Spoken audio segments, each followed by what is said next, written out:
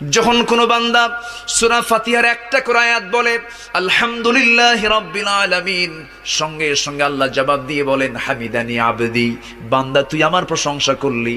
আর রহমানির রহিম যখন বলে আল্লাহ বলেন আসনা আলাইয়া আবদি। মালিক ইয়াউমিদ্দিন যখন বলে আল্লাহ বলেন মাজ্জাদানি আবদি। এরপরে যখন বলে ইয়াকা না'বুদু ওয়া ইয়াকা নাস্তাঈন পর্যন্ত যখন বলে আল্লাহ বলেন বান্দারে তুই আমার কাছে কি চাস, প্রাণ খুলে চারে বান্দা। ইহদিনাস সিরাতাল মুস্তাকিম থেকে শুরু করে নিয়া ওয়ালাদ-দাল্লিন পর্যন্ত যখন বান্দা বলে তখন আল্লাহ বলেন বান্দা নামাজের মধ্যে এমন প্রেমের খেলা খেললি বান্দা, তুই যা চাইলি সব আমি আল্লাহ কবুল করলাম। ওই বান্দা যখন রুকুতে যায় আল্লাহ তখন অস্থির হন।